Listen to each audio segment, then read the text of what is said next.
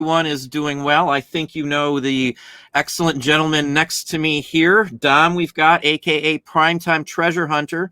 I do have a link to his store, or it's not his store, to his YouTube channel in my description. It's already there. It's the first thing you will see. They have stopped the ability to click on the little three dots I see to go to someone's channel. I don't know why they did that, but so if you don't know who this gentleman is, I'm going to throw it over to him right now, and I'm going to have him introduce himself to you. Most of you know, I already see a lot of good people in the house.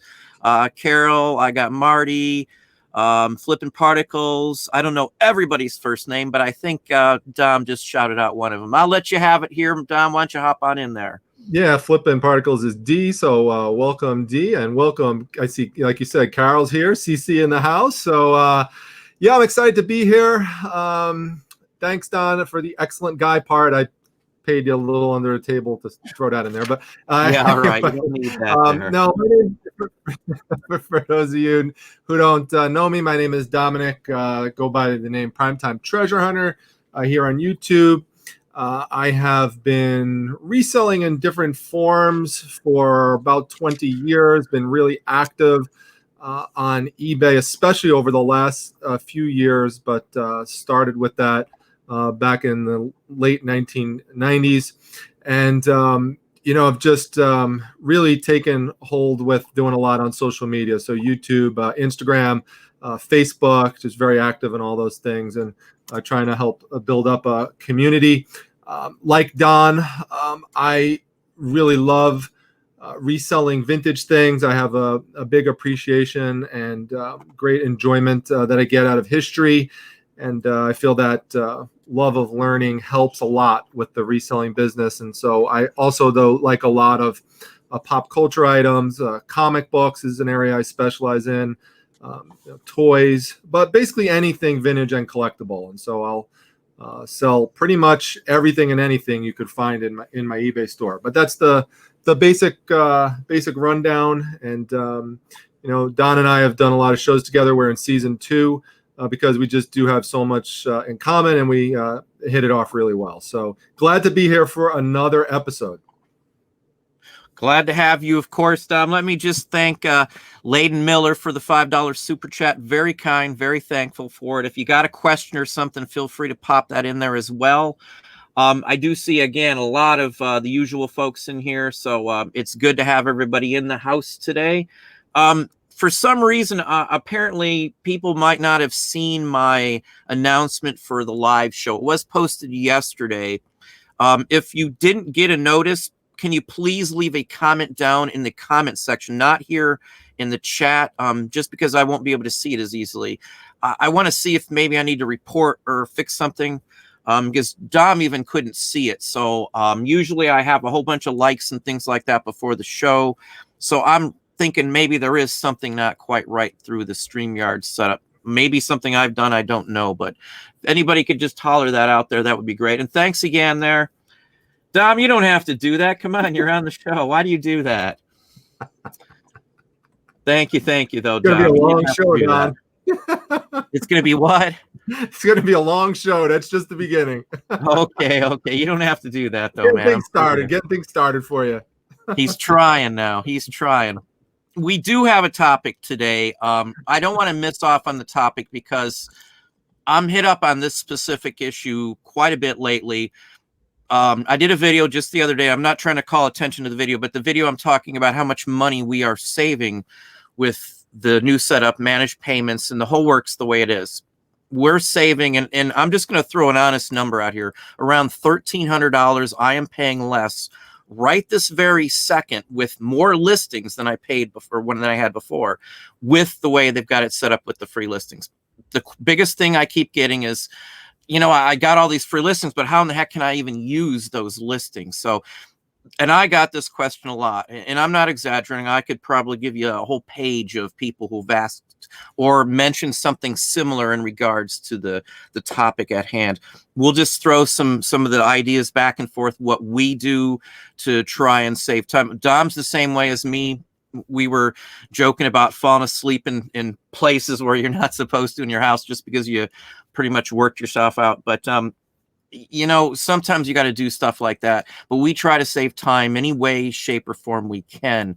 Time is money. And I know I say this and people think, you know, you're just talking, but it honestly will add up at the end of the year. I've done too many, you know, sheets out on my own labor hours to see where I'm wasting time and doing stupid stuff. And oh, come on now. I didn't expect that. Hang on just a second See? here. Well, One leads into another, Don. well, thank you, Heather Reynolds. I do appreciate that as well. And I already see Carol right there, so I don't have to Okay. guess on that. Thank you very kindly, Carol, as well for the $9.99. And hang on, I don't want to miss anybody's specifics. Don't miss And Carl. Heather for the $5. And I see it looks like Carl. Well, thank you, Carl. Am I missing somebody? It says Penny in here. Did I miss something? Yeah, I'm not up on StreamYard like Dom is. I only use it when Dom's on the show, actually. So, oh well. But anyway, let me just touch on one question. We're going to go right into the topic because someone popped on real early just to get a question out there first. So, Hudson Resell is asking on how do you get a accurate P&L when you buy bulk, like 1,000 things at a time, and you're figuring out your numbers. Now, a lot of people just assume that you have to do line by line item accounting. There's cash basis and stuff like that too. I'm just going to say, what do you think a car, okay, let's put it this way. What does a junkyard do when they buy a whole car? They piece it out.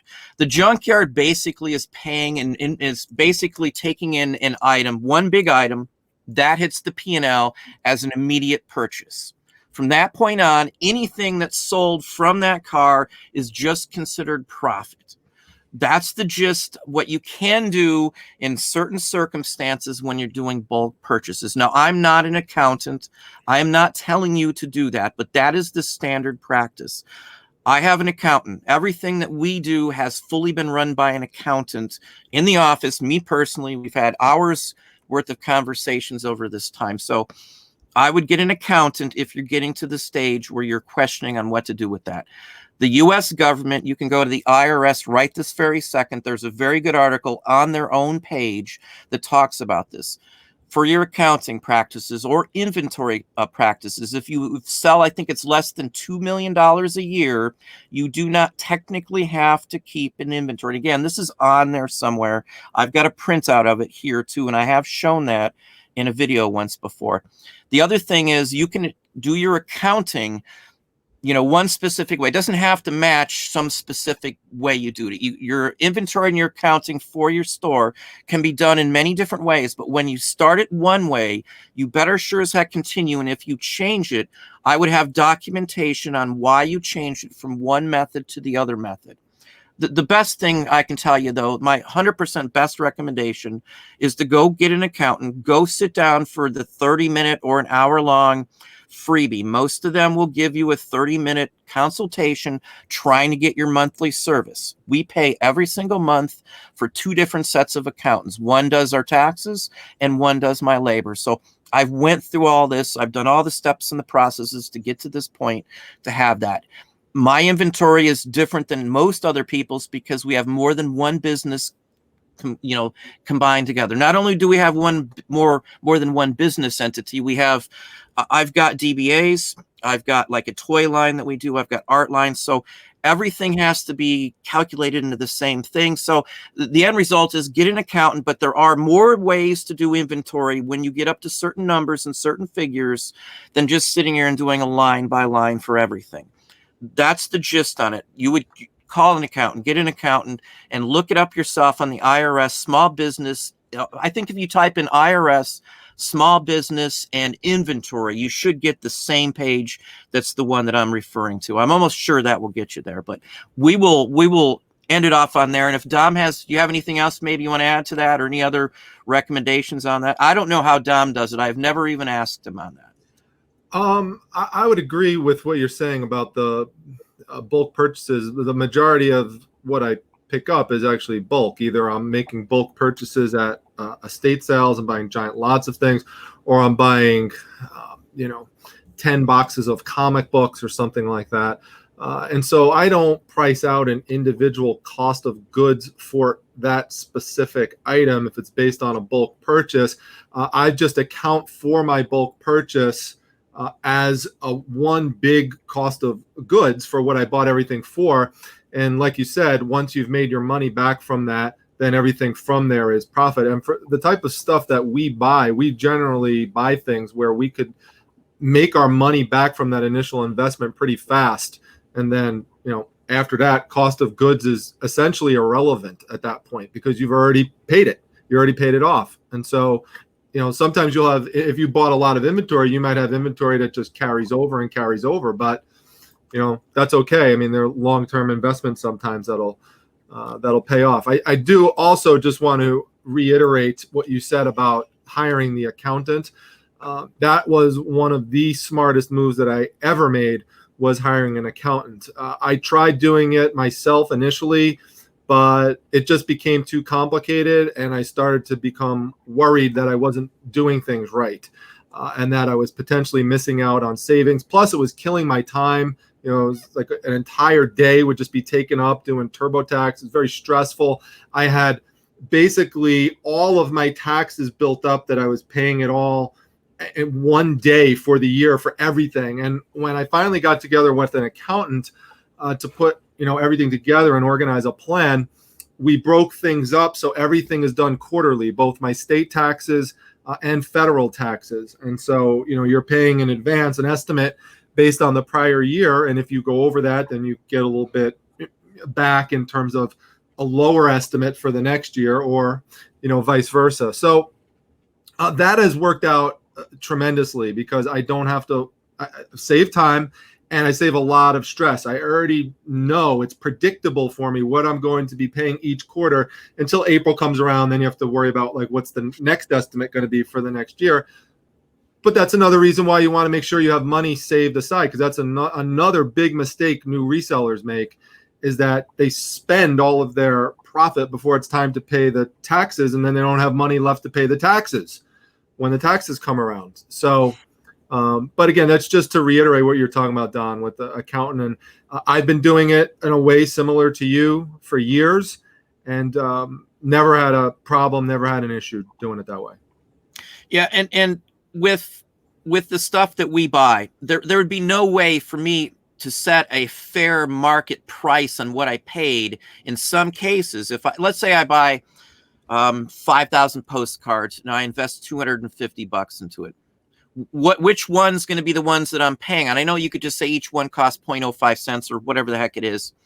At the end of the day, though, there may only be like 10 in there that are worth selling, and then I'm going to have to resell some of the other ones. Some of them are damaged and may not even carry a value if you want to be legit on doing a line-by-line thing. If I did a complete line-by-line for everything that goes through my business, oh my gosh, I wouldn't even, it'd be a couple 100,000 lines possibly in a year time, maybe more. I don't know, because there's all kinds of different factors for each thing. And if I buy 5,000 items, some of them get pushed into other lots. Some of them are sold in lots with other items. There would be no physical way for me to say how much that lot was, I have invested into that lot. If I've got 10 different lots worth of stuff from 10 different purchases, that at the end of the day, 5% of this one, 2% of that one, 10% of this one, all go into one specific lot, and then each other one's lotted up in all kinds of different ways. I combine, and I'm sure Dom does from everything I've seen. He does the same thing with his comics or whatever he's selling. He'll combine like items so that those like items go in a lot. If they can't sell separately, I put lots. Lots are great for anything. The only thing on lots is they take more time to put together. They take more time to put together. You got to do more photographs. Takes more time to do the actual listing. So again, now that kind of goes in the listing aspect of it here. Dom's got some great points with what he said. And just to add on something, because D. Rizzo said, doesn't eBay pull out the taxes and pay it automatically? That's state taxes. That's not your personal income taxes that you have to pay at the end of the year. That's sales. That's state sales tax. Right. Yeah. Right. That has nothing to do with income at all. Correct. So just it's important for people to know that distinction, because if they're new and they're reselling and they're thinking, well, this is great, eBay already took out the taxes, I don't have to worry about that. And then April comes around, you got this big bill, and you're like, wait, what's going on? You got to be able to know the difference between that stuff. Let me shoot this out there since we're on sales tax for just a minute here. I hear people say all the time, I shouldn't have to pay tax. I already paid tax when I bought the item. A sales tax is not an item tax. That sales tax is for the sale. It doesn't matter what you're selling. That sale is, or the sales tax is for that sale. It could have been anything. You're still paying on a sale. The item is irrelevant when it comes to that type of thing. It does depend somewhat on the state that you're in. If your thrift stores or antique stores charge sales tax, you will have to pay sales tax on used items as well. There are a few states, and I couldn't tell you which ones at this point. I know what any state that I go to is, because I carry my reseller license, my tax ID number with me, along with the letter from the state's taxation office, so I don't have to pay tax when I go somewhere. But a sales tax for unused items is 100% legit. It's a sales tax. It is not an item tax. An item tax would be what folks are talking about, meaning that item already had tax paid on it, and I don't have to pay another amount of tax on that item. Sales tax is not that. Sales tax is literally 100 items you sold, you're paying taxes for the sale of those 100 items. It doesn't matter what they are. So, and I just had somebody get in a conversation with that, and two other people, that turned into an argument over that thing, and I had to delete some posts. So that, I'm just putting it out there. Take it as it is. You can look it up in your own state. It's a sales tax, not a item tax. So one other thing I will point out is that, and I do this all the time. In fact, you see in my videos when I show the receipts, you will see when I go to estate sale companies, for example, in the rare instances that I go sometimes to thrift stores, I don't pay taxes on it because I use my reseller tax certificate, which gives you an exemption of having to pay the tax right there, because the person who you sell it to is then going to pay the taxes on it. So that is a way. And if you're not using that, I would highly suggest it. You just have to go up to the estate sale company initially and give them, or for like Salvation Army does it, they need to have it on file. So they want a copy of your certificate and your number. Some places, estate sale companies might be real strict and ask for it every time. But most of them, if you're a regular, they just know me. And they just know I'm on their file, and they don't bother asking me anytime. They just put my name or my company name down. So that's a way that you don't have to put that money down up front. So I carry a bunch of them. I just printed up like 10 or 15, and I always keep a little pack in the car. So if I go someplace new, most of the big antique malls, if you're in their system, you'll never have to bring it in again. All they do is, I'm in your file. I already got a tax ID on file, and then off you go. You know, some places that I buy bulk from, if you don't have a tax ID number, you're not buying from them. Just let you know, you have to be a business. They do not sell to individuals. Some businesses that I deal with. I don't know if Dom has any of those, but I do. Yeah, many of you know from watching my channel that I've talked about this person from time to time as a comic dealer who I deal with, who has a business. The one you bring treats for? The one I bring treats for. I bribe him with, let's see, what does he like? He likes... wasn't it jelly? He likes Swedish fish. I was going to say Swedish fish.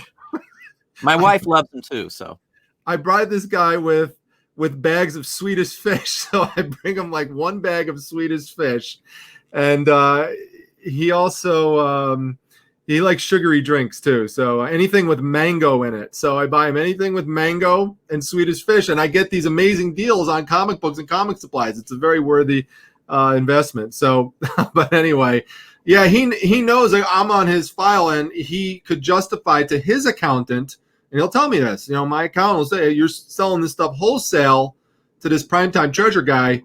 He needs to be someone who's legitimately like in your system with paperwork and everything. And I'm one of the few people who he does that with, because I have that paperwork that I present him, and we worked out a business arrangement. So it's important to do that if you want to step this thing up to the next level, as opposed to just doing, you know, what we call hobby reselling. You want to start trying to build a business up to another level. You got to start thinking on that stage.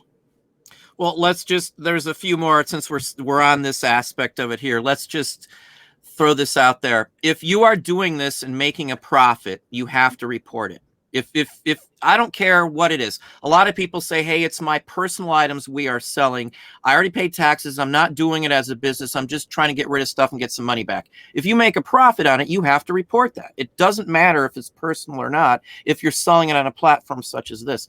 If there's like even some stipulations in some states, including this state, if I make money at a garage sale, I'm technically supposed to report that if it's over a certain amount. So just keep that in mind. And one other quick one here, talking about SSI and things like that. Just accountant will take care of all that for you. I promise you. Now, I did my taxes for a while, but as Dom's saying too, it just relieves the headache. It relieves the time. And the time was, for me, a huge issue. I hate wasting time on things that other people could do. I got to stop trying to do everything and let other people do stuff, because you'll be far better off, and your mental state will be so much better not worrying. Like with labor, I hear people ask me all the time on hiring employees. The accountant does it all.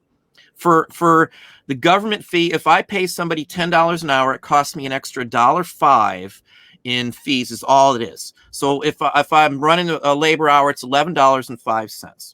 If I pay $10, it depends on where you're at and what you pay people in the whole works. But I'm just giving you a round number so it's easy to figure out. A $10 an hour salary for one of your employees equates to $11.05 in this state.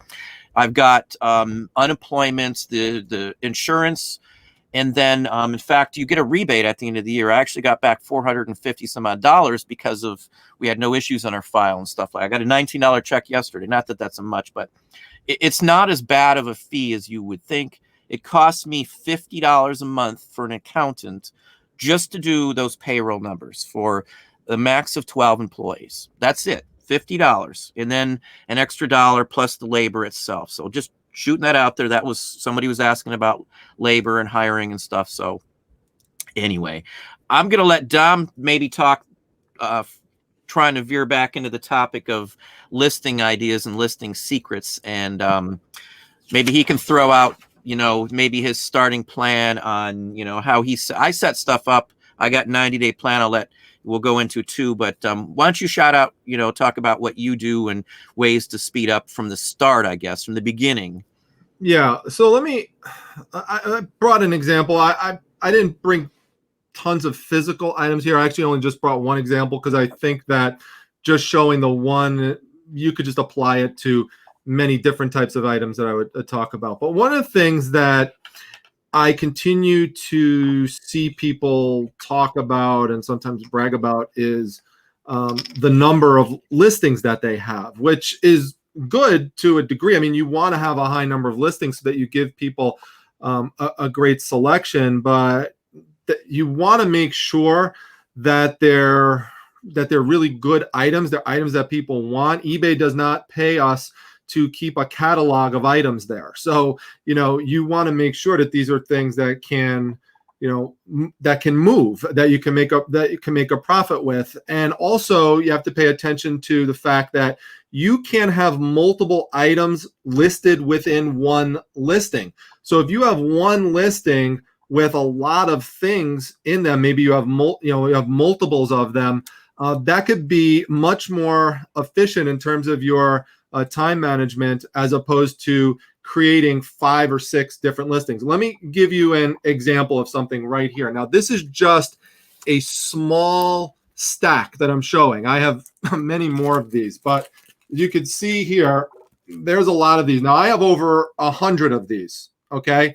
And what these are, I'll just pull them off one at a time, is these are comic book posters, and they are sealed, okay? Now, I got these at a great wholesale price, and I sell them for $19.99 a piece in my store. But you'll see here, I have multiples of them. So I have 2, I have 3, or here I've got Superman. I have 1, I have 2, I have 3, I have 4. Now, this is something I would list in multiples, not just list one of them and then replace it when another one comes up, because this is the type of thing, especially this type of year, somebody might buy multiples of these for gifts, or they might want to put them in multiple locations.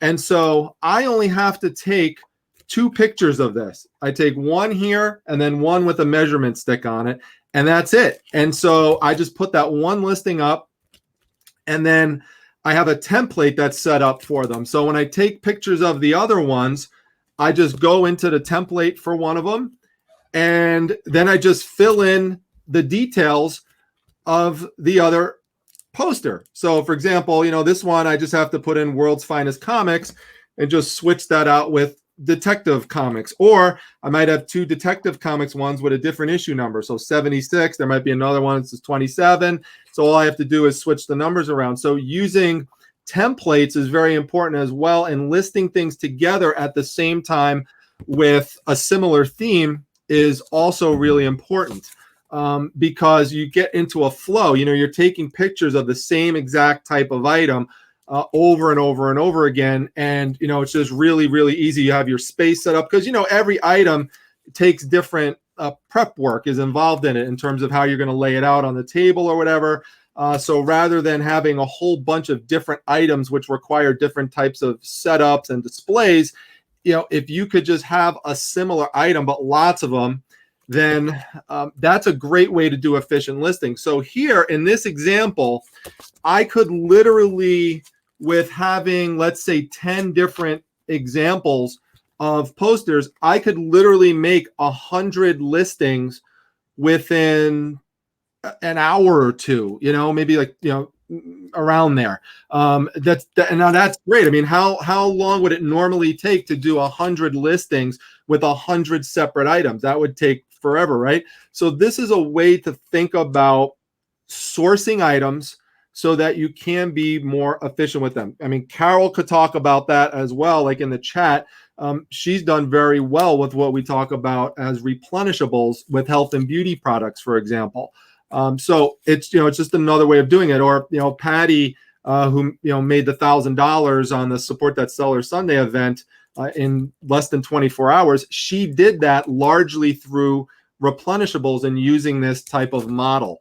So it's something to think about. I do it with, I just did it today, for example, Don, with a whole bunch of pub signs that you may have seen me source during an estate sale this weekend. All of them, I just took photographs and put up at once. They required 2 pictures, that's it. And that's it, front and back, and just took all the pictures at once. And the other reason to want to put them up and theme them together, as opposed to taking half of the stack and putting it up on one day and then another stack putting it up a week later, is your customers are going to maybe look for multiples with the same type of theme. So the person who says, oh yeah, that's great, I like this Superman with Flash one, and then they go back and they say, oh, wait a minute, you have another Flash with where is it, right here, with the appearance of Captain Cold on it. That's cool, I want that one too. Or hey, you have this Superman one. Well, that's great, I want it. There's another Superman one you have. So having things together really works. I just put up a post on Instagram where someone came into my store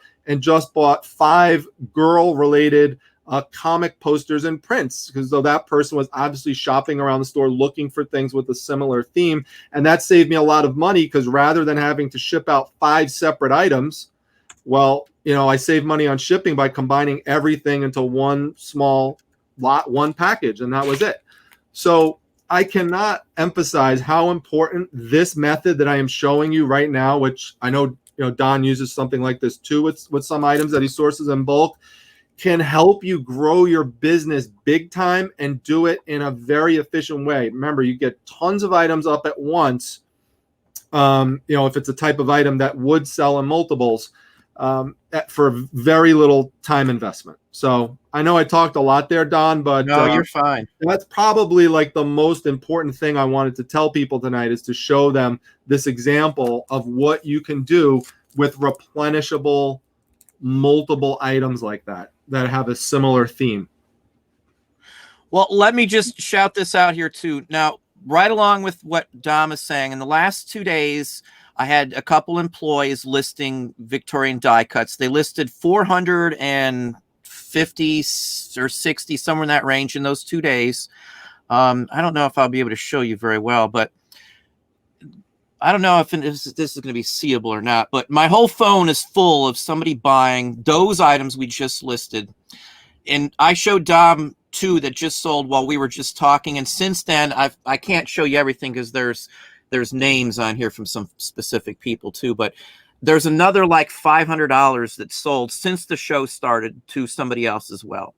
If you list like items, you're saving yourself time right off the bat. If you list stuff like if I'm listing stuff like the die cuts that I'm selling, we're only doing one scan. The backs are blank. If somebody wants to see the back, I've got a notice, ask for a scan of the back. I have never had a problem with certain items not showing the back. For having eBay's quality for having two photos, we do a zoom in and then another one. So we're just uploading one photo. When you list them all together like that, you're gang photoing them, gang listing them, you're going to gang sell them as well. They're going to sell the same way. When I list 500 die cuts, I've sold like 72, well, more than that now, probably over 80 of them since yesterday afternoon when he ended up listing what he listed for his shift. And then Evan and Jordan both listed today, and then I'm still selling them. I've literally sold, of what we just listed in those 500 listings since yesterday, probably close to $900 just in the new stuff and the die cuts, not counting anything else we list. So it does many things. It saves you time. It allows you to list more things, and you're going to sell more of those same things. This person collects those. The posters Dom's talking about, people collect that. And as he said, I tried to list in some cases stuff like NOS stock that's not rare that, other people can get. I'll group them in multiple listings, or I'll put a whole bunch up and say I've got 10 of these because people will buy 2 or 3 of them. When I collected comic books when I was a kid, my brother did too. So in some cases, he wanted a Batman 112 or something like a First Penguin or something, and I wanted the same thing. And it's kind of hard, so you buy 2 of the same things. It's not something that's odd. And poster-wise too, I would buy one as an adult for somebody I know, that likes the same thing. Like a Metal Man poster. I always loved the Metal Man as a kid. Dom knows who I'm talking about. I have a poster from one of their appearances in The Brave and the Bold. Somebody else saw it, he wanted it too. So that's the kind of thing. I always expect to sell multiples of certain items. If I could get 100, 1,000 of something, I'll buy it. And I have stuff like that in my store now, and we've sold stuff like that. So it does many things as not just speeding up your time and allowing you to list more. You're going to sell those items together. I try to list like items for those specific reasons as well. So time-wise, I'm always worried about. Dom knew, just like I would, the minute I'm looking at those posters, something like that you probably would want front and back, so you got two images. Especially if I see a bunch. He's got a big stack of those, and I know you've sold some already because you've talked about it. Yep. So they probably paid for themselves already. The same thing with these die cuts. Yesterday, an hour after one of my employees stopped listing, I already paid for every one of those 500. And today they've been listing the same ones that are already paid for since yesterday. I got like 200 more to list, maybe 300 or 400 more to list. So that's just one little small category of things. You can do that with CDs, with records. Vinyl is great for doing that. If it's a 45, it's 2 photos. If it's a 78, it's 2 photos. If it's got a cover, it's 4. Don't go over those limits. Set yourself down how many photos you need max to get the best thing. If you can take a real good photo, like of a record, you take the record out, you take the covers and the whole works. It's 4 photos is usually what I end up with that. I see people spending the time to do 10 and 15. Now, if it's a $1,000 record, I probably would do more too. But if you're selling $20 records, $30, even $50 records, don't go over 4. If you're selling 45s, don't go over 2, unless there's some issue with it. Like if Dom's selling comic books, he's not going to take 12 pictures probably for a $10 or $15 comic book. That's what I see people doing, thinking that's going to push the sale. If the comic book's only $10 to begin with, you're not going to have a massive flood of people coming in to get a low budget comic book. It's just not going to happen. You have starter people and things like that. So when you're buying something, and I can see it in Dom's eyes when he's out there looking in some of his videos, he's probably already got the idea on price, what it's going to cost, what I'm going to ship it in. What can I do with these? Am I going to list this with something else I already got sitting at home? When you're buying it, you should already know what you're going to do with it. You should already have a good idea on the value, how you're going to list it, what you're going to group list, what's not worth money, and go from there. I mean, save yourself time from the minute you start the process. Dom, I'm sure, was excited to find a big stack of stuff that's like items. That would be my personal take on something like that. I would have bought those in a second. Yeah. I got a stack of probably as big or maybe a couple stacks like that of rock and roll performer posters and stuff. You know, I don't care if I buy 100 of something. On Amazon, I've sold, what's it, the Spandex Twins? Can't think what it is. Sphinx Kids, I think it is, or something like that, or Sphinx Twins. I had like 97 of these things, and I passed on hundreds of them. Those 97 sold on Amazon in like 10 days. And then I could have had more. I went back, they were all gone. I don't, if I know that they're sellers, they're going over 50% right off the bat, I'm going to buy the whole stack. But I'll let Dom bounce off of that one here if he wants to touch on another aspect. Or well, I did want to mention something that was said in the chat, because it is so true, and you have to be careful of this. Carol was talking about this, which is that if you're going to use this approach of multiples, like I'm mentioning, and I'll just take out these posters again for an example. So let's say here I've got this #1 world's finest comic book poster up. Okay, so I list that, and then let's say I then want to edit this one. I use this one to edit to put up another poster. So I go to the other poster, and let's say it's this one. I use this one because it's similar. It says World's Fair Comics.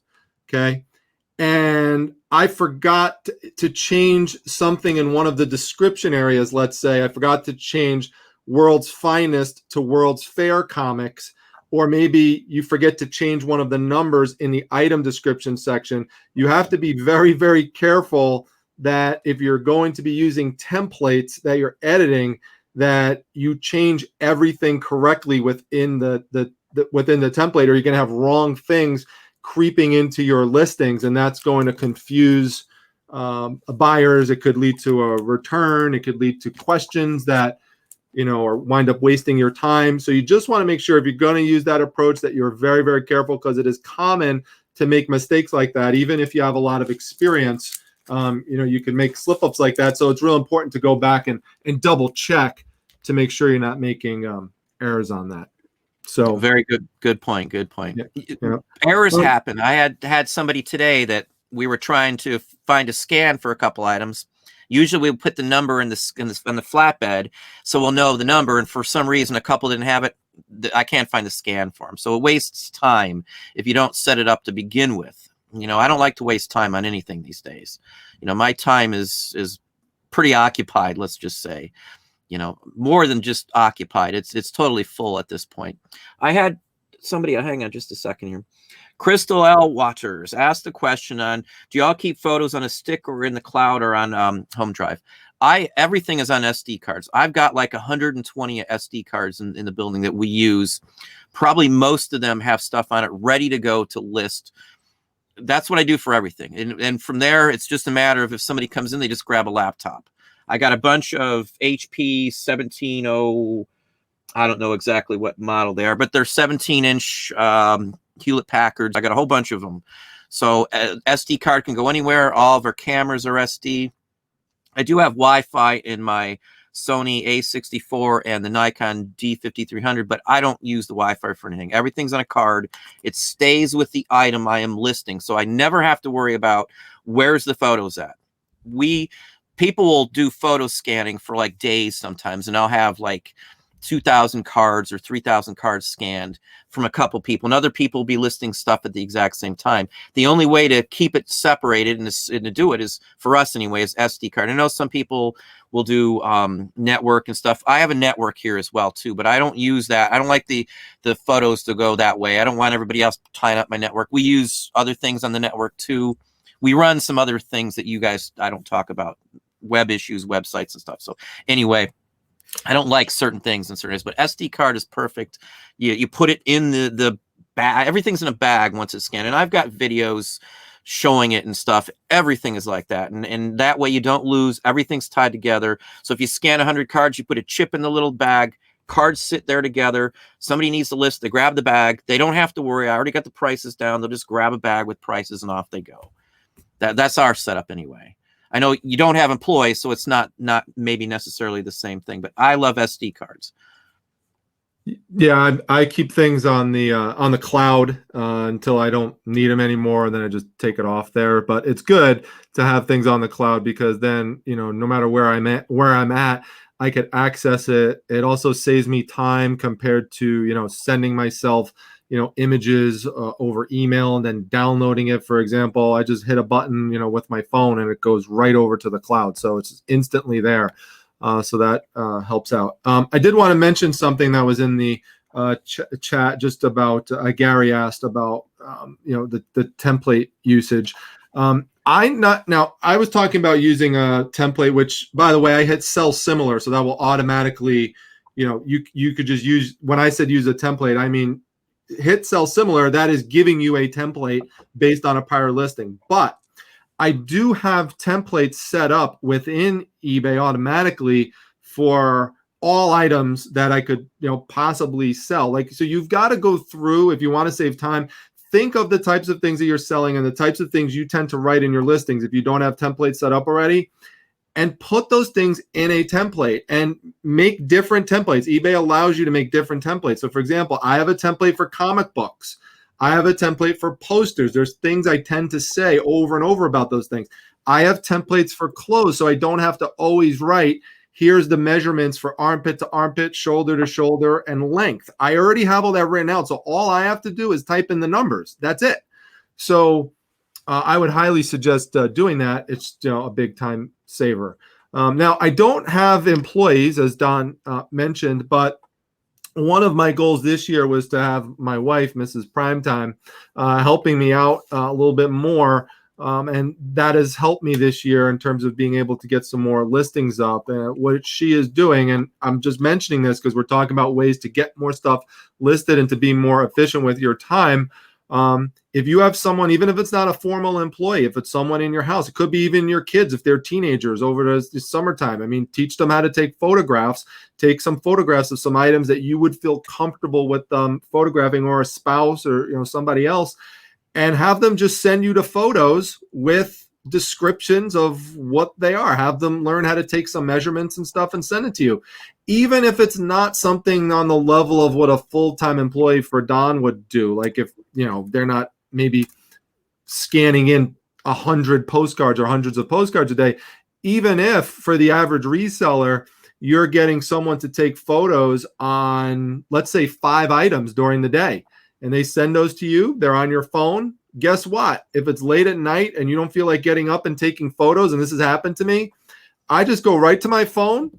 Mrs. Primetime has a bunch of things that she sent to me. I just download it onto my laptop. I've got the description, and there you go. I could just make the postings right there because she took them earlier in the day in better light, that I can't access maybe because it's nighttime. So these are things to think through in terms of being more efficient with your listings, is either having employees or having people who could function like employees in some way, who are family members, who could help you out.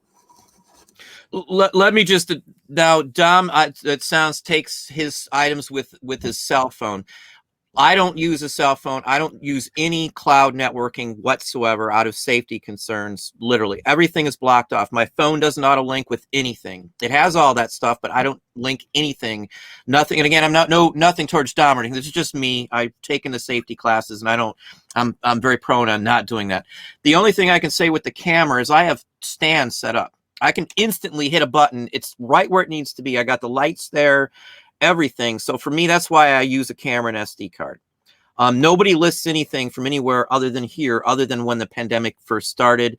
So everybody comes here. If I'm away from home, I don't mess with any of that stuff either. I don't answer. I don't send people anything from my cell phone like that. I think Dom's the only one I even send photos to, other than some family photo stuff, but business-wise.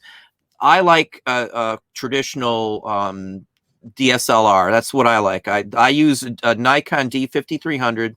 It's got a Wi-Fi, so if you really want to use all that stuff, it'll Wi-Fi to wherever you want. You can have it synced to your phone, so you can get a photo on your phone if you want. But I'm not a phone person. I don't like the photos on the phone or any of that stuff. If I take them, it's family or animals or something. I'm not a phone person for anything. I don't like to do anything related to business on a cell phone. I literally, other than like looking up pricing.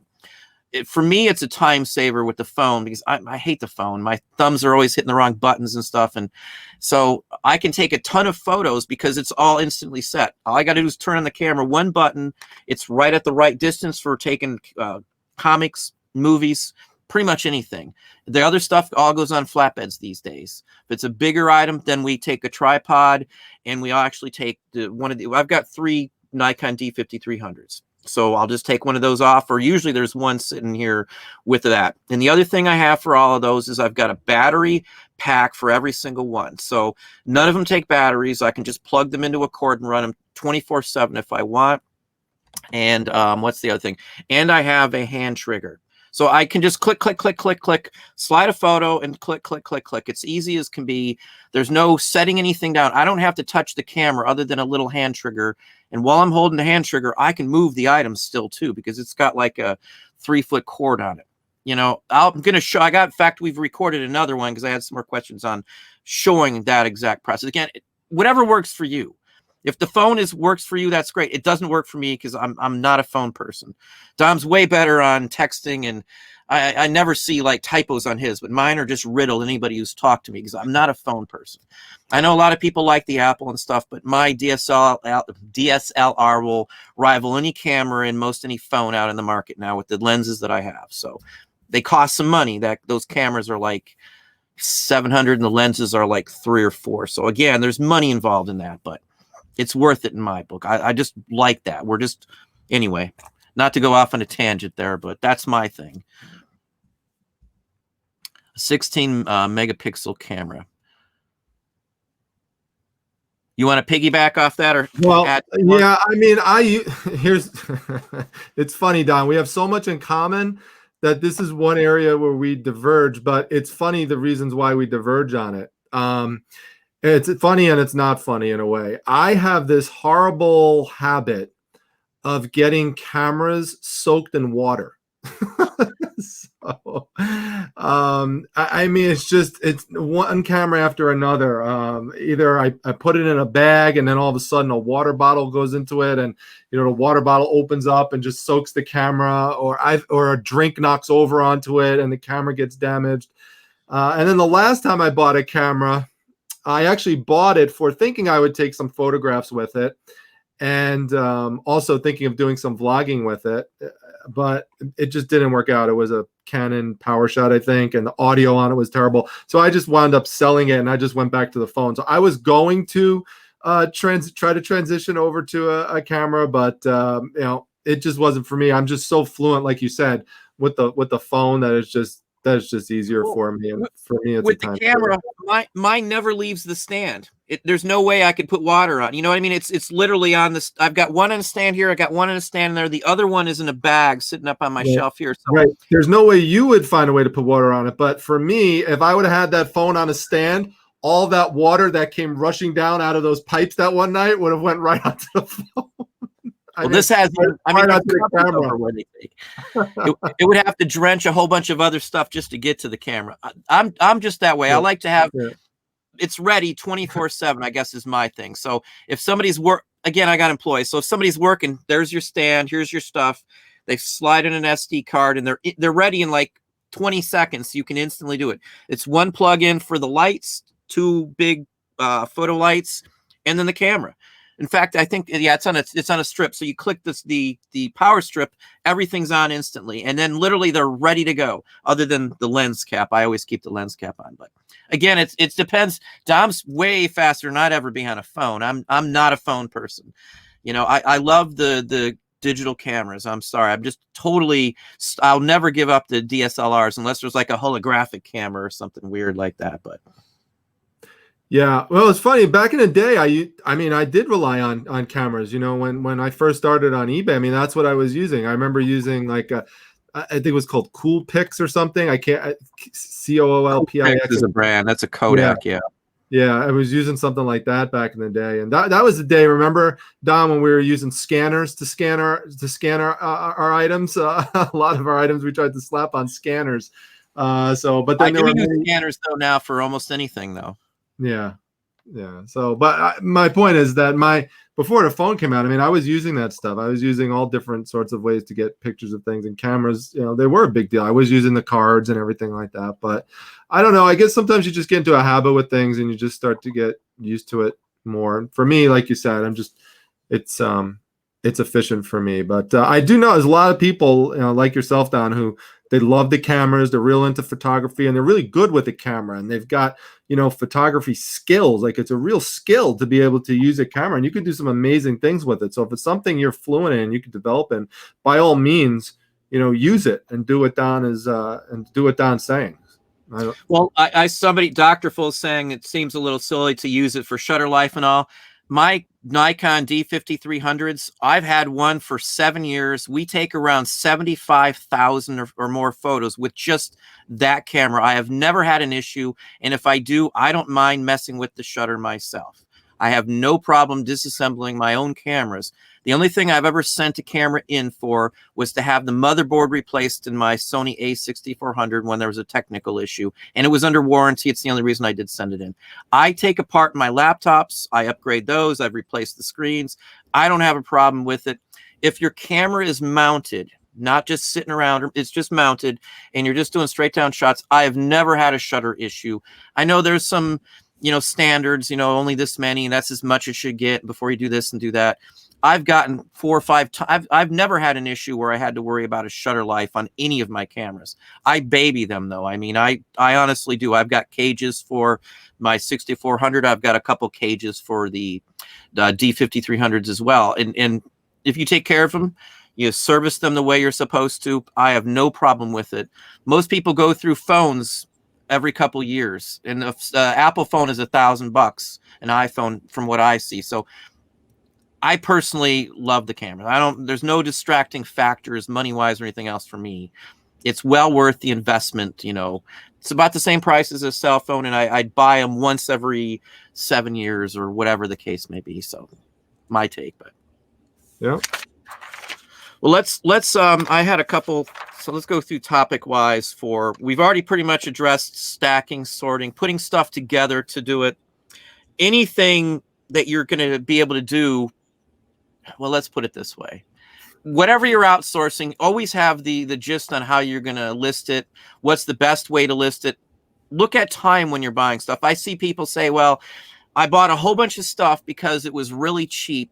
In fact, I saw somebody talking about, maybe it was Duncan, about listing bulk stuff that's just junk. If you're buying junk to begin with, you're totally wasting your time to begin with. If you're not making money off of what you're buying the wrong things. People, I'm saving $1,300 a month right this very second because of the way eBay changed it.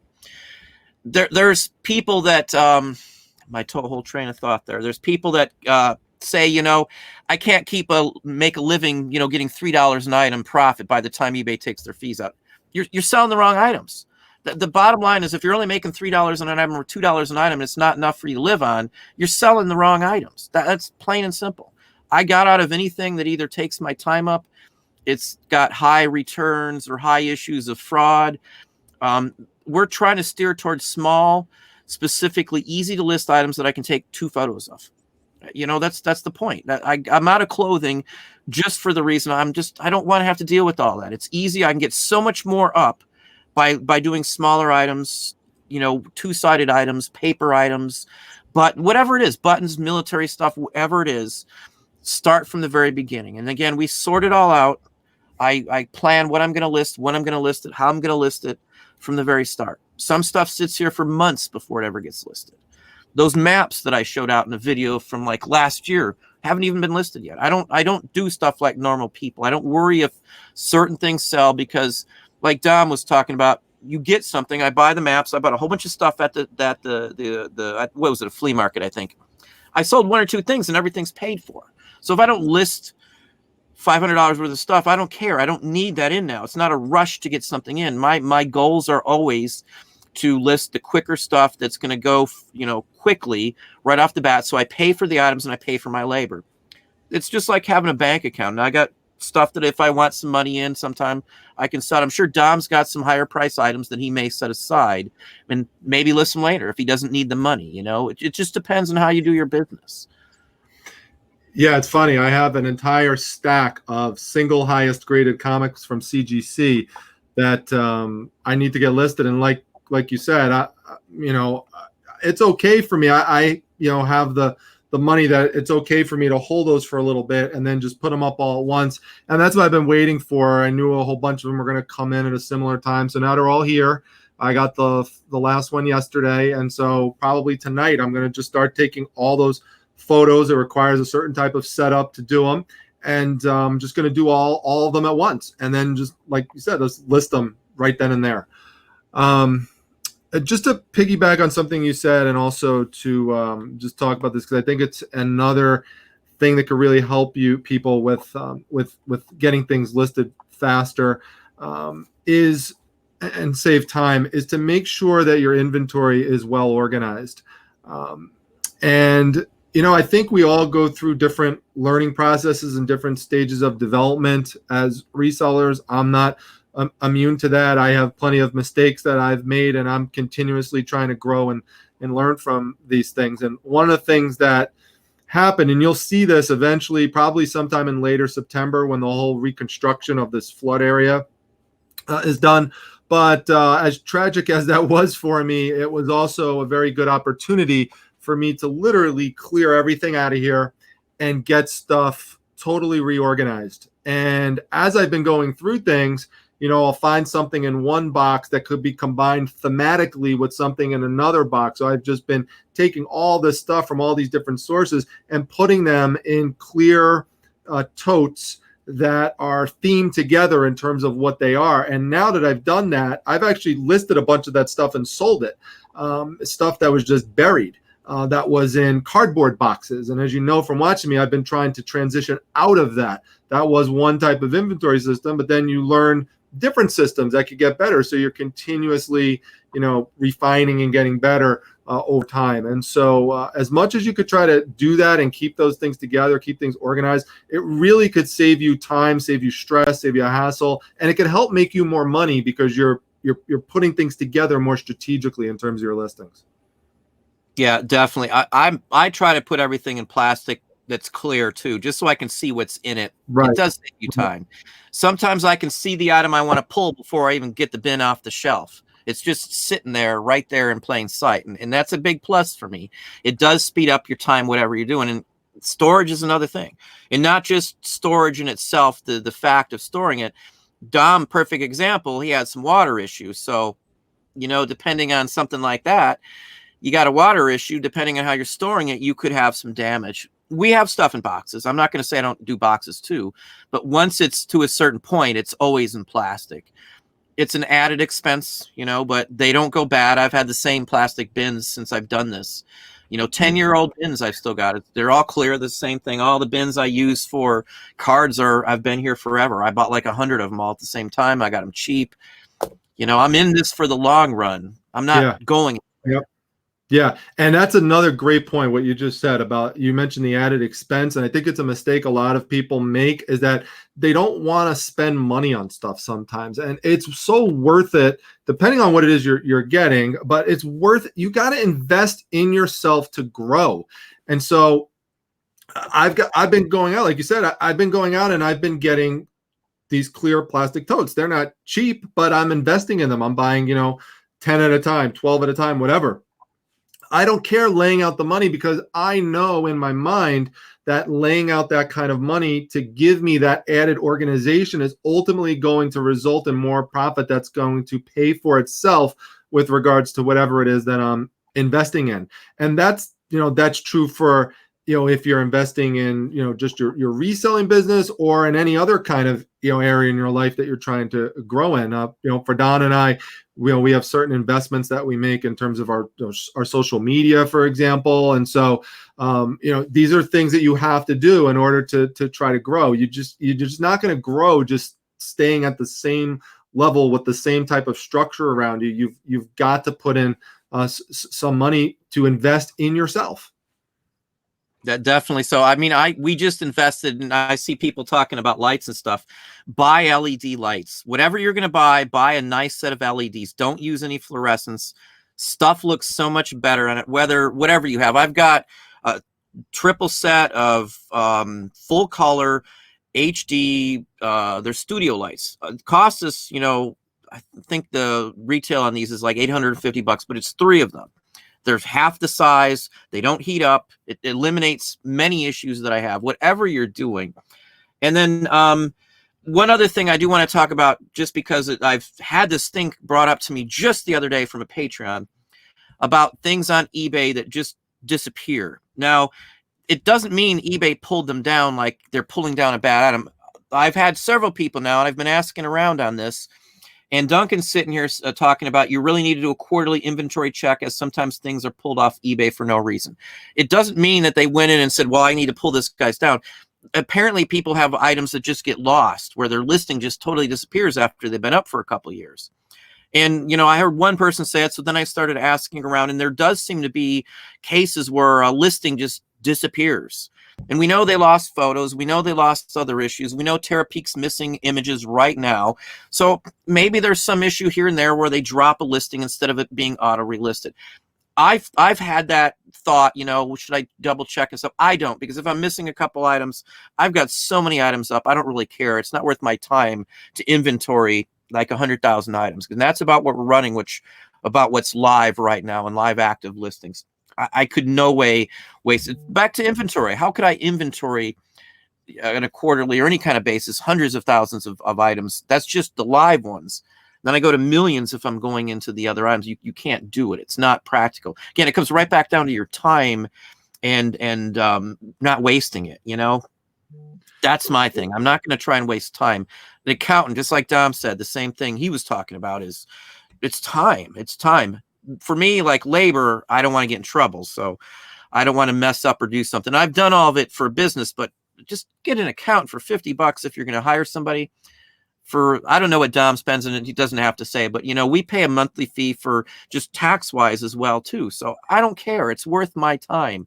I figure the time, the money I spend for my labor for $50 a month, it's saving me so much money by me not wasting that hour or two it would take me to do that. So I figure my time's worth more than, at least $25 an hour, if not way more than that, with what I make when I do certain things. So yeah, I guess an everyday analogy I could think of that maybe people could relate to is mowing the lawn.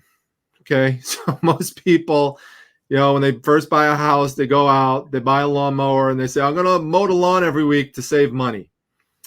And they do that for a couple of years. And then usually, I know there's exceptions to this. There's some people who love doing it, and they mow the lawn every weekend. They buy a ride-on mower and have fun. But a lot of people, what they eventually do is they say, you know what, especially when they start to have kids and they realize I'm missing family time on the weekends. I'm working all week. I don't want to be walking around this lawn. It's hot. I've been doing this week after week. It's annoying. Eventually, what most people or many people decide to do is they pay someone to come over and mow the lawn for them. Guilty. Now, right. So could they have saved money by mowing the lawn themselves? Invested in a lawnmower and stuff, and maybe they eventually paid it off by compared to what they would have spent if they hired somebody. But at a certain point, you got to say to yourself, you know what? My time is worth more. The things that I'm missing out on are things I can't replace necessarily with money, like family time and stuff like that. And I decided that really quick. And I just said, that's it. I don't care. I'd rather spend the money on that. And sometimes it's a physical health issue. Whatever it is that you're putting that labor into could be something that affects you physically. Like for me, living in Syracuse, New York, try shoveling your driveway. It's impossible. You could go out and buy a snow blower, but that takes up a lot of time. And even that is stressful to do if the snow piles up high enough.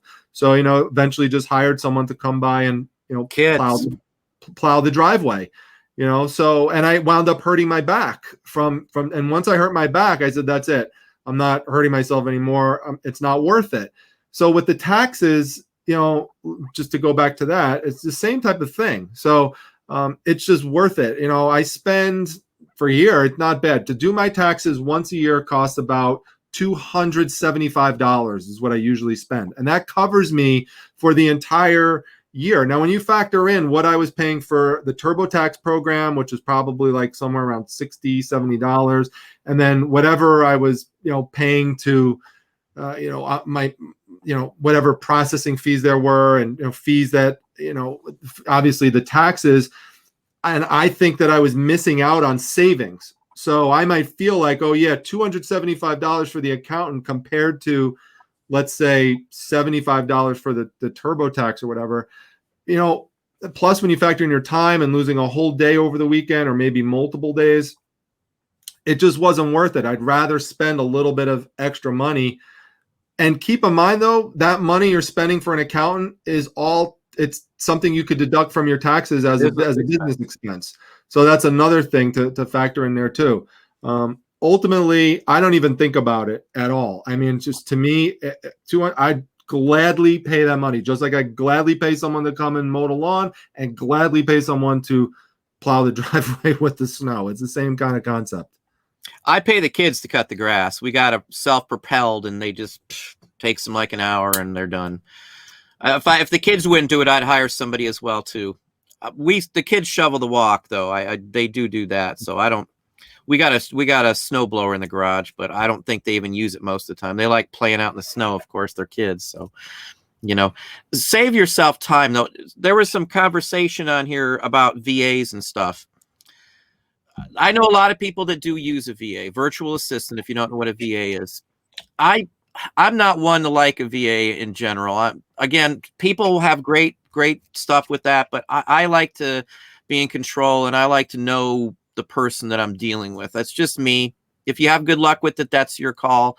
You can set up a separate login just for them with the new eBay, the way they've got it set up as a business one. I don't remember how many you can have. Maybe it's like 10. You can have 10 different logins or something for your employees and stuff.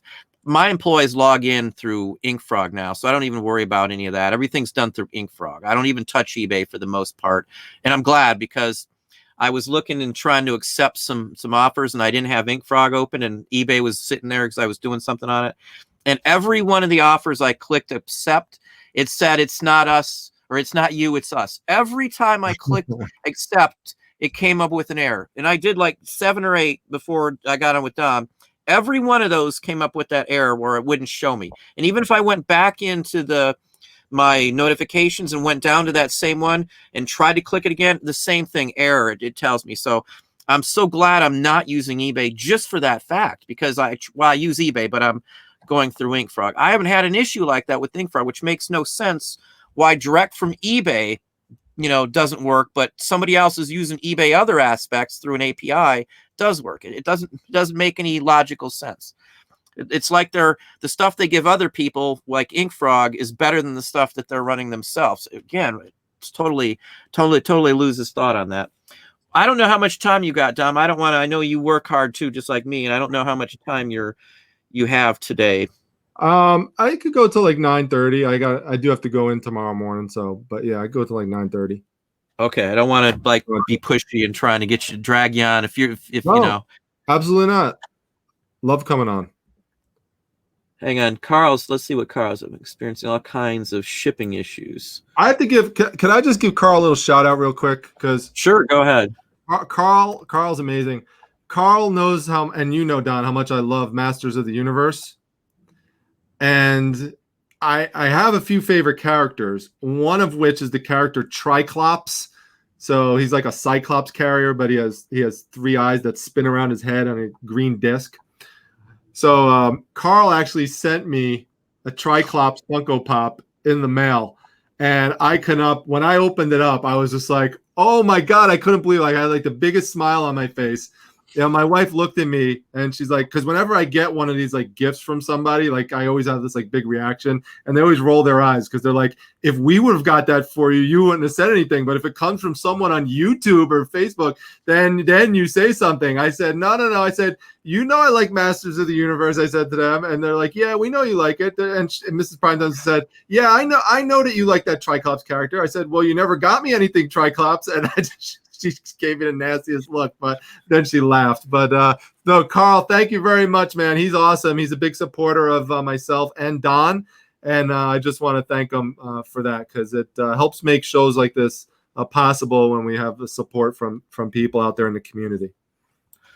Well, you might be sleeping on the sofa tonight, but yeah.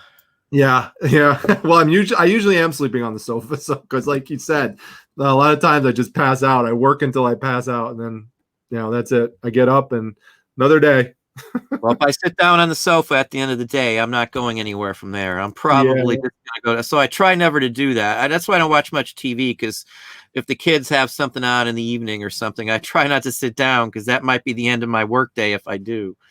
You know, again, there's time involved in it. Every minute you're saving from what we're doing, from the listing aspect of it, it's more time you can have with your family, or more time you can list more items.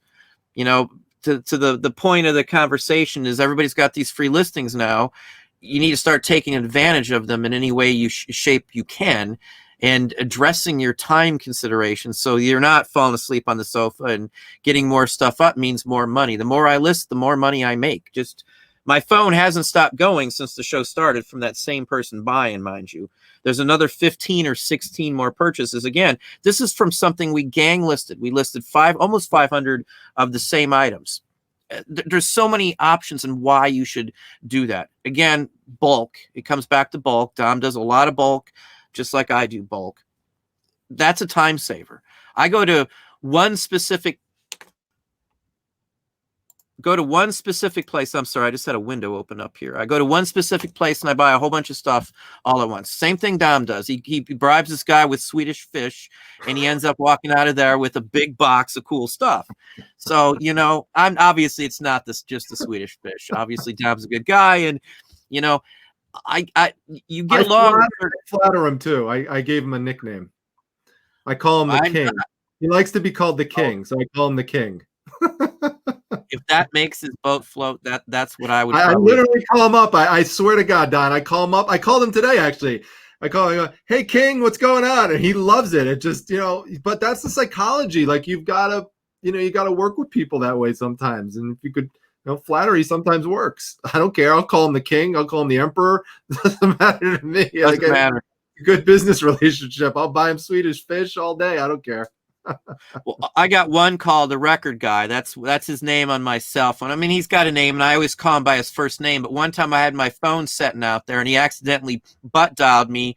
And I go, "Oh, look, it's you." And I held up the phone, and it said Record Guy. And he goes, "You call me the Record Guy?" I mean, I get like 5,000-10,000 records from him at a time. So he's the Record Guy. So if my wife ever wants to know where am I going, or where'd I get those from, I just say the Record Guy. She knows his name too. It's not the point, but Right. Don, do you know how many cell phones that I am in as the comic guy? I all the time. But that's actually not a bad thing, because if you just met someone for the first time, you made a deal with them, once, and you say, hey, here's my card or whatever, here's my number, and they put it into their phone and they put it in by your name, they might forget. And if they have like a ton of people, and they might forget, like, who is that guy with the comic? So I actually always tell them, put in Dominic Comics or Comic Guy. I don't care however they want to do it, but it's real important. If it's something you specialize in, have them put that actually in the phone as part of the name. It's helpful. That's why you do it, because it helped you remember the person. I do it for everything, and people call me certain names. I'm not going to tell you the names they use, but there's certain people that have a nickname for me, because the way I'm aggressive with certain things and stuff. So I don't care about all that stuff. Whatever makes the deal go good. I got a good rapport with everybody I buy from. And I mean a good rapport. I can joke around with them. I know how many kids they have. I know if they're married, divorced, if they lost a spouse. I know everything about the guys and gals that I deal with regularly. That's another ploy that you can work. People ask about how I get this, how you get that. You got to have a certain rapport with people to begin with. That's where you get inventory. That's where you're going to save more time and money for listing wise in general. I buy better items. I leave all the junk stuff to begin with. Dom's not going to buy a whole bunch of junk. I don't care if it's $5. If I'm buying something that's only going to sell for $1 for $5 and I can get 100 of them, it's still not worth my time. Even if it's making me $100 or whatever, because your time is the killer. Set yourself up right to begin with, and you're not going to have those issues. From the minute you're looking at something, think about packing it, listing it, how much time you have into it. Can you group sell them? Can you sell them in a lot? Can you bulk sell them if you want to blow them out at the end of the day? I think everything I sell, I could either sell in a bulk lot if I can't sell it singly, or I have a secondary market for it, or even a third market for it. There isn't anything that I sell, and I'm really trying to honestly think, that I can't get rid of some way and still make a profit. Somebody was asking earlier in the show, do me or Dom lose money? I'm not like perfect. I've lost a lot of money in the beginning when I first started, but I can't tell you the last time I lost even a dime in stuff I've bought from the last, I don't know how far back. I would have to go way back to do it. If I don't know, I don't buy it. It saves me the time of listing junk. It saves me the time and all. There's so many other things. If I pass in one thing, 2 minutes down another booth down in there, Dom's probably had the same thing happen. 2 minutes down, walking down in the flea market or wherever I'm at, I find something else to buy, which is probably better than the first thing I passed on. I only pass if there's no way to know immediately, or if it's not going to be a quick mover, or it's not going to make me a ton of money. It's just not worth your time to do certain things. So back to those people who say, eBay's taking all my money. I have an 80% bottom line profit margin. If I sell something for $1, 80 cents of that is mine at the end of the day. After all my fees, everything else is done. I've gotten, now, it wasn't always like this. Obviously, I've worked my way up to this spot. Back in the day, I was happy with 30% on some items, 40%. But my average for everything we sell is I take 80% of that to the bottom line. I pay almost nothing for it because I buy it in bulk. Dom's leaving us here. I don't know. He's back finally, but no, I wanted. You needed a Mountain Dew. That's what it was. I didn't want to interrupt you. I was wondering what you're going to think if I just walked off the set. You're fine. You're allowed. You're a grown adult. Yeah, no, I did not want to interrupt the professor during class, so I would. Here we go again. I just have a front row seat. That's all. So I just want to be polite. But no, I actually wanted to give a shout out to someone else who's a big supporter of myself and you, Don, and she's in the chat right now. And it ties into the theme that we were talking about. And I've talked about her before on my channel. She's got a YouTube channel herself. Her name is Marcia from Red Cardinal Treasures. You could see her right there. And I was talking about earlier today that I had put up all of those pub signs that I purchased at the estate sale this weekend. And Marcia actually went in tonight and she actually purchased both of them. And you could see, well, I say both of them, both of the cat and the fiddle ones. So right there. Now, if I just listed this one today and waited a couple weeks to list this one, then I don't get a combined sale of two like items. So that's the advantage of trying to do that type of thing, and it reinforces what I'm talking about in terms of lotting things together in themes, because now I just ship them both together. I save on shipping and it saves on time. That's one of the things we're talking about today is saving on time, because now I don't have to make up two separate protective packages. I just have everything in one strong protective package. So thanks, Marcia, for doing that, because that helped reinforce the point here that we're trying to make during the show. And again, Marcia's awesome. So, go support Marcia because she's great. Even with just combining them like that, even just the fact of listing them at the same time, yeah. If there's a collector, they can buy them both that way, as well as even if you have them together. There's no right or wrong way to do that kind of thing, I should say. If it makes you money and it's making you a good percentage, who cares what you're doing to get that money, as long as it's legit. So if you got to sell it singly to get more money, that's fine. If you got to sell it as a lot, that's fine. Sometimes I can put stuff in a lot and get more for those items as a lot than I would if I sold them individually. There's not every item obviously will do that, but I'm sure Dom's had ones that will do that too. Like in some of my videos, you hear me talking about I can get $3 or $4 for this item, in a lot. I can't sell them singly for $3, mind you, but in a lot, as an average cost across a lot, I can get $2 and $3 value records from, I can get more out of them. It just depends on how you do it. Again, there's no right or wrong way. I've seen people doing stuff that I could no way get away with, or not get away with, I should say, but where it wouldn't do me much benefit or push. It depends on what you're selling. Clothing sellers would probably know that more than anybody else, because most of the time you got to do some form of paid promoted listing to get any kind of push from what I see these days. 5, 6, 7 years ago, it wasn't like that. But these days, that's my take on clothing. Again, I know people that make a full-time living just doing clothing, and they don't sell a ton of it, but again, they've got the sourcing. I don't have the sourcing for clothing, nor the patience to deal with that or the issues. I've seen people showing me return rates of in the 20% in clothing lines, and I no way I want anything that's 20%. That's time waster. Would you not agree on that one, Dom? Yeah, I mean, the only way you can make that work is if you have employees and if you have massive volume of it. Yeah, That's it. even with that, if you're doing a 20% return, Yeah. I mean, there's a lot of money and time to handle that as well. Yeah. Yeah. That's why I don't mess with high-end electronics. I pass on stuff I can make a lot of money on just because I don't want the hassle. It's easy money isn't always the best money to get in some cases. If you sell something that's high prone for cons, somebody's going to mail you back, say it doesn't work, take a part out or something, a vintage piece of electronic like an amplifier, something they might swap a tube out. Who knows? I've heard all of those stories before. Yeah. And I avoid stuff like that just because of that. Why? Anything that can relieve stress or any aggravation, I avoid. End of story. You know? Your health, as Dom, I'm sure, has talked about in many of his videos, your health is important. Your mental state is important, and that all plays into it. Avoid stuff that causes you aggravation.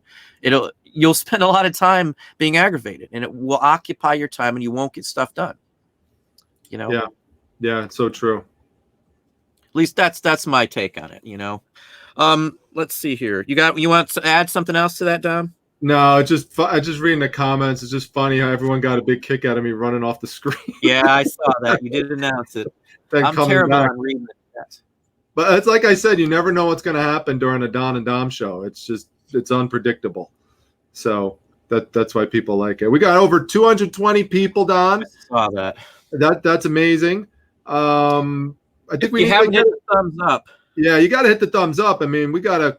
From what I'm seeing, it's only 77. So, yeah, usually I get to 100 before this, but we got to get that bad boy over 100. So, I'm terrible on calling it out. I haven't even said a word about that. I don't even look at that when we get into conversation, unfortunately. Yeah, I've been encouraging people in there, but I guess the summary of it is there's so many different ways that you could save time and save money. I guess one last thing that I would mention is, again, taking a look at your space. It's one of the things that I've had the opportunity to do with the flood reconstruction.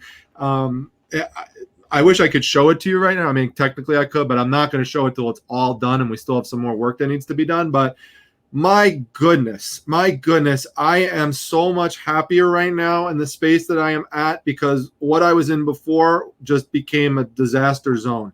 And now with just the way things are laid out, I have everything really close to me. I have big shelves to work with now, not in terms of just storage, but also in terms of workspace, work area. I'm in a much better space now for YouTube. I don't have tons of boxes of comic books underneath me. I actually have room to put my legs now. I've got 3 different lights shining on me in 3 different directions, which I never was able to have before. So that improves my my lighting for my videos, and just continuously look at your space and how to make it more efficient, how to make it more productive for yourself. So if there's a basic example, if there is a certain type of envelope or bag or box that you use regularly, keep that near you in your shipping station so you don't have to walk 5 feet or 10 feet over to grab that box. Because believe it or not, adding that up over how many times a year you're walking over grabbing that, those things add up over time, and you add up all these little time savers. Anything you could do in terms of just reorganizing things to make it more efficient just helps a ton in terms of you being able to get more things listed, more things sold, that sort of thing. So just continue to reevaluate your space is what I would say. It's an ongoing process. I've been doing it for years and years and years, and I'm always trying to make improvements to it. Yeah, definitely. Every quarter I go and we organize our shipping supplies, and I'll resort boxes, and I'll get some boxes in here or there, or a pallet will show up or whatever the case may be. And I always have to sort it when that happens. If I don't, I'll have like boxes everywhere. It'll take me 10 minutes to find one box that I want. There are certain boxes I use for like cylinder records, or for this certain toy or that certain toy, like the 6x4x2s or the 6x6x4s, any of those things. if I don't sort them, I'm lost on my shipping supply. So everything is sitting in a certain way. I've got 14 cubes. There's 16 cubes, 12 cubes, 10 cubes, and then like 6x6s, 8x8s, or the 8 cubes. Keep it all separate. Everything saves you time. Every minute you save, just like Dom's saying, every minute you save not stepping over comic book boxes or whatever the case may be is another minute you can list something else. You know, if you're having that trouble, you should probably do a schedule. Set yourself up Google Docs, or if you're an Excel person like me, set yourself up an Excel sheet and mark down when you're working, what you're working, and how much you're getting done. I promise you, most people are surprised at how much time they waste and how little of a time they're actually investing into the actual process of doing what they should be doing. Your time, and I was guilty of it before when I didn't do that, when I didn't track and pay attention. Do it for 1 week and you'll be surprised, and it should change some of what you do and how you do your whole thing. I promise you, there's only been 1 or 2 people that I've ever talked to that did it, that said they didn't get anything out of that. Maybe they're people like me or something that just always was worried about stuff like that. But most people, including myself, has issues with that. So once you find out where you're blowing time, like try not to sit down on the sofa and watch a show with the kids when you don't need to. You're supposed to be working. You're preoccupied. You know, and just save your time up for the most important fact. Using all those free listings eBay's giving you. You're going to make more money. Fourth quarter is coming down the road. You've got to be doing it now. I'm not kidding. We don't know what fourth quarter is going to look like now. The pandemic could get worse after the heat's gone. So again, I'm not trying to be a doom teller or anything like that, but you never know what's going to happen. Just like Dom says just a few moments ago, you don't know what's going to happen. You got to play it safe. Make sure you got your stuff set up as much as you can get. Most people that I talk to are going to tell you, resellers, bigger time resellers, make sure that you list as much stuff. Everything you have should be up for fourth quarter. That's when most of the stuff sells. And this time, I think from the people I'm talking to, they're having like a summer slowdown. I don't have a summer slowdown, but those who are having a summer slowdown, you know, they need to get more stuff up to make up for it come fourth quarter. You know, it's not a time to play or slack off because sales aren't coming in. This is the time where you buckle down and you do more.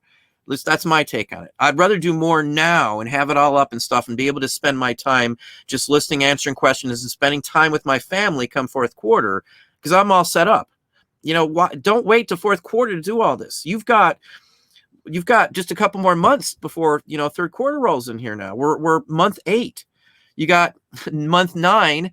That's the end of this quarter here, third quarter, and then your fourth quarter. You know, use the time, save all the time you can and get that stuff up. I promise you that's what you need to do. You know, good stuff. Don't just list a bunch of junk, but good stuff. It's the best way you're going to be covered if something bad happens at the end of the year. You know, any last words on that maybe or anything, Dom? I totally agree. I think one thing that I remember I was talking about continuing to try and grow. You know, as you're, you know, going by each year and trying to come up with, you know, more and more systems to make your business more like a business and try to get yourself out of that hobby reseller mode, which is, you know, where a lot of people start off at, but then you want to take it more seriously, is starting to think in some ways in the way that brick and mortar stores do in terms of how they actually and when they actually start putting certain types of items up. Like, you need to start thinking 3 to 4 months in advance of a major holiday, for example, of putting things up that people would like for that holiday. A good example would be Halloween type of items, even though those do sell all year round. But if you have a cluster of that type of stuff, getting that stuff up, you know, 3 to 4 months beforehand is really, really helpful, as opposed to what a lot of people who are new will do is they'll say, oh, it's October 1st. Halloween is at the end of the month. Let me get all the stuff listed now. Okay, it's kind of too late. Same thing with Christmas. I just put up a post about this recently in my Facebook group, and I said, now's the time to start, like you said, Don, getting up the stuff for fourth quarter for winter holiday shopping. And a lot of people wrote into that, I'm not ready yet. Well, you need to get ready. You need to be ready now, because this is the type of stuff, I guarantee you, stuff that people are purchasing from me now, I already know, because there are a lot of toy-like items. I know people are buying some of this stuff for holiday presents. That's it for sure. Yeah, so please get that stuff up now and think in advance. Start thinking like stores do. I'm not saying think of it in the sense that, because a lot of stores of brick and mortar stores have shut down. I'm not talking about the aspects that cause them to shut down. I'm just talking about the marketing approach, the business approach, the strategic approach. Start thinking more strategically in terms of how you're doing your layouts for things. We got our Christmas stuff set up last October is when we signed our paperwork for our Christmas multi-purchases. That's when I did it. That's literally last year. And we only did it in October last year because the year before we waited until the beginning of December and it was too late. The year before that we were okay, but people are, gaining it and buying it earlier. I'm going to have, what's his name? I'm sorry, I can't. Tenacious Toys. Benny's going to be on from Tenacious Toys. And we're going to talk about toys in general on there and stuff like that. People that buy toys buy them sometimes 18 months in advance from a toy fair. People talk about New York Toy Fair. Benny goes to the New York Toy Fair. I would love to go to the New York Toy Fair myself.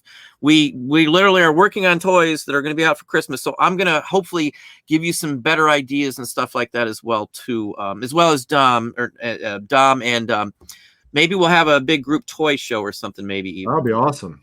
Yeah. A&M Hunter, I do honestly appreciate the $4.99 super chat. And you actually have a question, it looks like. What % of sales of the total year income does fourth quarter account for, to let people know how serious? Let's just say if it's retail, if you're in a brick and mortar retail, in some cases that could be 80% of their business for the entire year in some cases. And that's not a fictitious number. It depends on what you're selling, what type of store it is. Toy stores are mostly Christmas. That's where the majority of their business comes from, other than birthdays and one-offs. But there's no conformed day of the year that's busier other than fourth quarter. For us, we're busy all year round because I don't sell seasonal related items. But for most people, it could be 60% of a reseller's business. 60% of it could come in RA. The majority of our RA or FBA is Christmas. I'll tell you that right now. The majority of our business, that's over 50%, comes from the fourth quarter in RA items and FBA items. That's every single year for the last, now 4.5 years almost. So that's the take of it. I don't want to keep Dom on long because I know he has long hours too. We're already at the 9. Well, I think we're actually past that. I talk too much. Yeah, I know. 225 people, Don. That's amazing. Yeah, well, I thank everybody for coming on. We did hit that 100 mark. I always get those negatives, so I'm not even going to comment on that anymore. Who cares, honestly, because the channel does fine. If you don't like the conversation, there's tons of other channels to go to. Always glad when somebody likes it, but can't please everybody here. No. Hopefully everybody got some good talk. I'll let Dom say goodbye first. I'll do the last shout out and we will let you go because again, we're at the 1.5 hour mark right now. Yeah, I just want to thank everyone for coming by tonight. I hope that, you got some great tips, to think of in terms of ways to save time while listing and, be more efficient, get more things up, different ways of, approaching reselling and trying to get to that goal of leveling yourself up, moving up to the next level. No matter where it is, there's typically always another level to bump up to. And so, hopefully between the two of us, we gave you enough ideas and hopefully some laughs along the way. Thank you as well for all of the support that you give myself and Don. We really appreciate it. And I know I could speak for Don on this, that we consider ourselves like one big family. So thanks a lot, everyone. We really appreciate you. Yeah, the same here. I do feel lucky when I, see all the people that watch mine and Dom's videos that people saw enough in it to say, hey, I'm going to watch you. Our only goal, and me and Dom have talked about this, is to give you information. I'm not the most exciting person and I'm not the most entertaining sometimes. I'm here to give you information. Dom, I wished I was more openly about like Dom is, but the point of it is just the information. We really try to do this for you. I honestly and sincerely thank all those for coming on tonight. Patreons as well. I thank everybody in my Patreon group. I will have more videos up. I've got a YouTube video up. For those in Patreon, I said I wouldn't have one up tomorrow. I should have one up tomorrow as well. I did figure out how to get a little more time in there. So I do want to thank you. I do want to thank Dom as well for coming on. I always enjoy the conversation when he's on here. I just feel like I talk too much sometimes and don't give him enough mouth, but I glad to have him on though. So We will let it go at that. I got him smiling, so we'll let it go off that. Appreciate everybody coming on. You got a super chat from Noel. Well, thank you, Noel. Very kind for both for that. 2020. Thank you very kindly for that nice super chat. Again, it's not necessary, but I honestly and sincerely do appreciate it. It does help to fund this. We spend a lot of time on here. I mean, I spent a lot of time on videos. Some of them go good, some of them don't go well. You're still spending a lot of time even on the bad ones. So anyway, I do appreciate it. I will let you go, and I want to thank Dom one last time. Thank you.